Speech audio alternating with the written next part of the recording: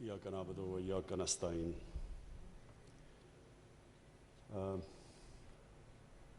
Rector Nast, students, میرے وزیر، میں سب سے پہلے تو اپنی خوشی کا اظہار کرنا چاہتا ہوں کہ میرے دسمبر میں آنے سے اور اب تک ایک کم از کم نسٹ نے وہ چیز پروڈیوس کی جو بڑی بنیادی چیز ہے. دنیا میں سب سے زیادہ اور پاکستان میں بھی جو لوگ مرتے ہیں وہ ہارٹ ڈیزیز سے مرتے ہیں، اور انفارچونیٹلی وہ بڑا مہنگا علاج ہے. تو اس کی ایک تو آپ نے یہ جو آج سٹینٹس لوکلی پروڈیوس کیے اور جو اس کی بہت بڑا پرائس ڈفرینشل ہے، ایک تو یہ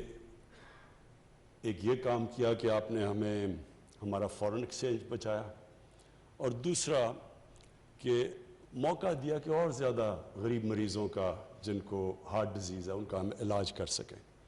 تو یہ بہت خوش آئند چیز ہے.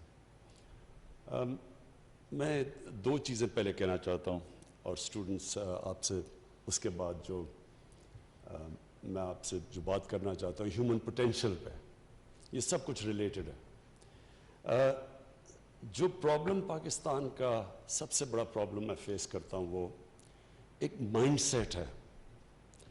تبدیلی پہلے ذہن کے اندر تبدیلی آتی ہے، پھر زمین پہ آتی ہے. ہمارا جو مائنڈ سیٹ جب سے یہ 2 سال میں دیکھ رہا ہوں، جو ہمارے گورنمنٹ کے ادارے بن چکے ہیں، جس طرح ہماری گورنمنٹ فنکشن کرتی ہے، وہ ایک بالکل کوئی کنیکشن نہیں ہے کہ پاکستان نے جانا کس طرف ہے، گورنمنٹ کا کیا رول ہے، گورنمنٹ کے ڈفرینٹ اداروں کا آپس میں کیا کوآرڈینیشن ہونی چاہیے. یہ سب کچھ فریکچر ہو چکا ہے. اور اس کی سب سے بڑی وجہ یہ ہے کہ جو ایک نیشن اپنا ویژن طے کرتی ہے کہ ہم نے جانا کدھر ہے، وہ ویژن بلر ہو چکا ہے. اس میں کلیئرٹی نہیں ہے، اور جب اس میں کلیئرٹی نہ ہو تو جو پھر ایک گورنمنٹ کے ادارے ہیں ان کے اندر بھی پھر کلیئرٹی نہیں رہتی.